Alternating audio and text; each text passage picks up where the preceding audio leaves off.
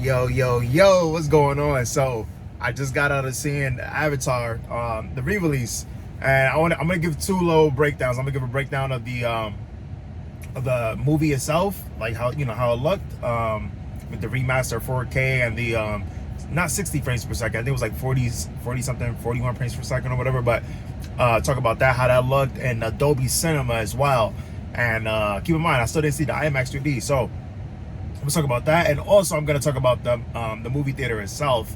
And actually, I'll save the movie theater thing for a separate video. I'll say that when I go more deep, like when I have the time to actually, like, film the whole theater as it looks. But it's a pretty solid movie theater, you know what I mean? As you see here, I got a few clips of the outside and a little bit of the inside, and how it looks inside the actual theater itself, inside the Dolby Cinema room. But I'll go more, I'll explore a little bit better, give some better shots the next video I go to, because next time I go over there, because I want to ask for permission. I don't want to be filming the people, whatever, and they're not cool with it, especially if they're behind the stands working and everything. But anyways, so as far as the Avatar, the how it looked, right, the remastered version, man, I don't even remember if it looked as, like, it's crazy because it looks really good, right? It looks really good. And I don't think it looked this great before. Obviously, like, it's better, right? It's a better picture. But like me in my memory, how I always thought, I don't even remember it looking this crisp. You know what I mean? And the funny thing is, I don't really remember how it looked then, because you see the movie so many times, so it's kind of like, say for example, if you've seen Avatar like 5 times, it's kind of hard to remember, like, oh, this is when I seen it in the theater, right? This is how I remember how it looked then. This is how I remember how it looked when I watched it on DVD. This is how it looked when I first watched it on Blu-ray, and then when I watched it on streaming, and then now seeing it 4K. You really can't. It's just like kind of like a blur up until now. You know what I mean? It's like a blur of like all those different type of versions of the movie, and then now you're seeing it, you're like, all right, well, this is definitely better for sure. That's how it kind of is, right? But I don't remember like the first how like the first go around in 2009. But this is pretty smooth, and I will say, I feel like the 3D is a lot more smoother. Like sometimes the 3D, and it's like for real deep 3D movies, right? Like the whole 3D craze from 2009 to up until now, and it's not really so much for as far as like Avatar 2009, but I remember it wasn't as. One thing I do remember is that it wasn't as, the 3D wasn't as like fluid, if you know what I mean. It's less blurry. You can kind of make out what's going on. That's one thing that I did notice. I noticed. Maybe I might be wrong. Maybe I just might be overthinking it, but I feel like the 3D improved. You know what I mean? So that's one of the things. That's like there's this part when Jake he kills the like the wolves, right? They're the Navis or Planet Pandora's version of the wolves, right? You know what I mean? He has the freaking the torch and everything, and there's a shot where the wolf is walking in slow motion, right? They slow down, you know what I mean, or they raise the frames per second in this one shot, but it's like walking slow motion, and you just see the details of the I'm like, this is wild. I don't remember that looking that good when I seen it back in 2009, for sure. And but also I have to keep in account that when I seen it in 2009, right, compared to now, when I seen it the first time, I seen it in an IMAX 3D theater, right? It was a LIMAX theater though. The screen was, definitely smaller than a regular IMAX. But I seen that in an IMAX in New Jersey at an AMC. So, but I seen that, I was sitting up front. I was not like super like the first row, but I think it was like maybe like the 3rd or 4th row back. This is back, I don't even know if we seen the opening night. I think me and my friends, we went there opening night. I'm not too sure, but I remember like the seats were scarce. And this is before you were able to have assigned seats. There was no assigned seats. You pretty much pay for your ticket and you get what you get. You know what I mean? First come, first serve. So I remember being like maybe the 3rd row all the way to the right. You know what I'm saying? So probably like, maybe like 2 or 3 seats from all the way to the end. So maybe the 3D that I seen then, maybe that could have accounted for a little bit of the blurriness. It wasn't like nothing too crazy where it like took me out the movie like, oh, this is bad. It was just like a little bit. But I don't know if if it was like if the 3D just got better, or I just got better seats, because this time around I was sitting Dolby Cinema, the first row, like outside of the not the first row, like, you know, the like the floor level seats, like the 3, and then you have like that gap in between where the people walk, and then you start having like the stadium seating. It wasn't the first row like next to the screen, it was the first row in the stadium seating, you know what I mean? I had that, and I had it directly in the middle. So maybe it was because of that. I don't know, maybe the seat changing, maybe it was the, you know, technology then or whatever, but I do know that the 3D was definitely a lot more smoother and just more fluid. Now, they did something different, right? They added, James Cameron, he added some the frames per second. I'm not too sure. I don't think it was 60, right? I think it was like 40 something or 40. I forgot how many frames per second. It's definitely, like, some of the scenes I believe are 24 frames per second. I can notice that.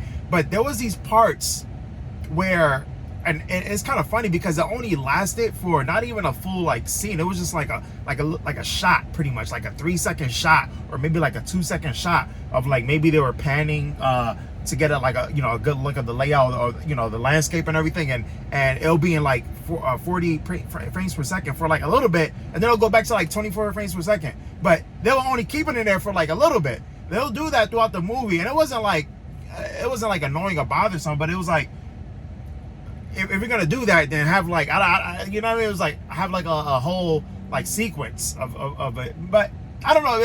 Don't get me wrong. Some of it was used very well though. Like the 40 frames per second. Like, there was parts where it's like, yo, like that's perfect there. But there was some points where it was like, why add it there? It really didn't make any sense. Like, for the transition from like 24 seconds to like, you know, 24 frames per second to 40, just for like a little landscape, and then go back 24. Some of it didn't make sense in that part. But other than that, like, the color was great, you know what I mean? Like, watching the Dolby Cinema, I honestly feel that Dolby Cinema has just better picture, and the screen. That's one thing I will talk about in this theater, is that the Dolby screen in this was pretty big. I think it's the biggest screen in Dolby Cinema that I've ever seen. And AMC, they have these exclusively. You're only gonna find Dolby Cinema. This sounds like an ad right now. You're only gonna find these screens in Dolby Cinema at AMC theater. So get your ticket. But nah, you're only gonna find these at AMC. But this one right here, this I've been to, I would say maybe about three or four. Well, with this one included, it'll be 4 or 5 theaters, AMC theaters, that have Dolby Cinema, and I feel like this is the biggest one. And the name of this theater, this is the I want to, just so I could let you know, so that if you live in Dallas, it's the Village on the Parkway, 9 AMC. That right there, and it's pretty solid too, because one other thing I'll talk about this theater is that the last thing is their floor seats. They have their four rows of floor seats here, and then the stadium seating is pretty unique because it's like high stadium seating. So, you know, like a regular AMC Dolby Cinema, it'll be like, well, I won't say regular, but the ones I've been to other than this one, it's been like a row here, then a row here, then a row here. It'll be like that, right? But in this one, it'll be like a row here, then a row here.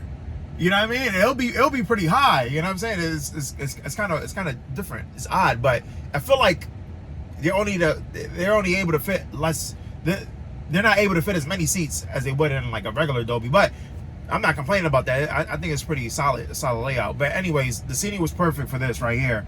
If you're gonna see Avatar, like, try to get some seats like that. You know what I mean? Like, if you could, you know, I know if you're gonna open tonight, it's gonna be hard to get tickets overall. I'm talking about for Avatar, Way of Water. If you're going to open night, it's gonna be really difficult. But maybe if you go, like, you know, 4 days in, maybe you can get some pretty solid seats, you know, in the middle. But I really feel that it's gonna be a war. Like, it's gonna be like AMC sites crashing, Fandango crashing, you know, because once they have those pre-release tickets, once the pre-release comes out, it's gonna be hard. So yeah, just I kind of lost where I was going with that. But yeah, the seating was great. If you could check it out in the middle when Avatar 2 Way of Water comes out. So that was pretty much that, and the sound was excellent. You know what I mean? Like, the score, like, the sound definitely sounds way better now than 2009. That's one thing I know for sure. Like it sounds way better. You know what I mean? And then you got the Dolby C's. The Dolby C's kind of has like a little rumble in it as well. Or I think they had the subwoofers like right below the seat, so it feels like that. Something to that effect. It's not like a 4D cinema to where like the seats are like moving and shit. It's not like that. But yeah, it's pretty like, yo. I really feel that the Dolby Cinema experience, in my opinion, right, is better than IMAX experience. I'm gonna let you know for sure once I see this Avatar re-release in IMAX in 3D next week. I'll let you know how I compare the two. And then that's the thing too, because like you got different IMAXs that have like different things. Some has the laser projectors, other has just like, I don't know, there's no like analog projectors right now, but you know what I mean. But I don't think. Maybe I might be wrong. Maybe every IMAX has a laser projector now. That might be the case. I think so actually. Because when I'm buying tickets, it says like IMAX with laser all the time. I don't know. That's something. If you do know, let me know in the comments if all IMAX or IMAX laser projectors. But yeah, I don't know. I just feel like the overall Dolby experience is better though. Recline seats. You know what I mean? Like. It's the sound is crazy. Like the sound is just, it feels like you're in a movie. Yo, when the army, pretty much the military guys, I don't even know if they were actually military, like U.S. military. That's one thing I seen the movie quite a few times, but I don't know if they're U.S. military. I don't remember seeing like a United States flag on any of the soldiers' uniforms, which is kind of interesting. I'm kind of curious. I think in the future, and the future of these Avatar movies, I think James Cameron, he may explore, maybe, I don't know, because like this Avatar has to be in Planet Nibiru the whole time. I'm not complaining, you know what I mean? Like that planet is crazy. Like you can do so much with it, especially when we're gonna see this how the ocean, the water life is the ocean life, right? But I'm kind of curious to see how America will look, even if they do like something about like flashback or whatever. I'm kind of curious to see how you know the world will look. Anyways, but I was going with that military thing. Oh yeah, but there was a part where the military was bombing the tree, right? And yo, like it just feels like you're there. Like the way it sounds, like boom. Like it's pretty wild. It's intense. I'll just stop. Let me just stop, because it's gonna sound like a Dolby ad. People are gonna be like, yo, this guy is a plant for Dolby Cinema or something. But yeah, it was a good remaster overall though. I feel like it was worth it. You know what I mean? Taking the 3-hour drive over here, I think it's worth it. Now let me talk about the end credit, right? So, and this is not really a spoiler. Look, if you don't want to know anything about the end credits, then just end the video now. But just to let you know, the end credit really isn't nothing like that would ruin anything for you. In my opinion, like honest opinion, I don't think it's gonna. Trust me, it's not. But anyways, let me talk about like what I think. Not necessarily of the scene, explaining how like what I thought of the scene, but actual like the artwork, pretty much. You know what I mean? How it looks. So there's the end credit pretty much is I was like, yeah, I guess you call it like an end credit or whatever, like, you know what I mean, post credits. What they're showing is a Navi, and I think he has like a you know, he sounds like an American, so it may be one of Jake Sully's kids, right? So he's the Navi is like a younger kid. He's on this whale, and this shot is in 60 frames per second, right? I think it's like 60 frames, because it was like smooth as hell. It was almost like that soap opera effect. When you have the TV on, you're able to have that like that smooth. And I'm not really a fan of this, right? So this is where I'm going with it. So it is when he's outside, when he's like, because like the whale is floating above the water, right? It's like floating, right? Pretty much above the water. Obviously, he's floating, so he's gonna be above the water a little bit. So, anyways, the whale is floating, and you have the Navi on top of the whale, and this is 60 frames per second. And it doesn't like it's smooth, but it's kind of like it's a little bit like jittery almost, or like with the 3D, it's something's like off about it. I don't know what it is, but something is off about it. And that's when he's above the water, right?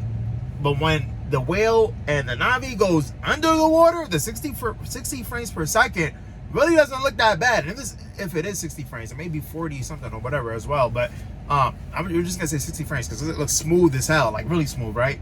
But when he goes under the water, it looks pretty flawless. Like no jittery, like it doesn't like it's glitching. Not glitching, but like it doesn't look off, right?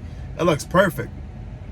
But the thing is that I can't get over, even though it does look perfect, like there's like something to where it doesn't look like a movie almost. It looks like almost too real. Like you have this 60 frames per second, right? This fluid moving, and then you also have this crazy great CGI. Like this is the best. You can't even tell. Like this is crazy. You're looking at the whale.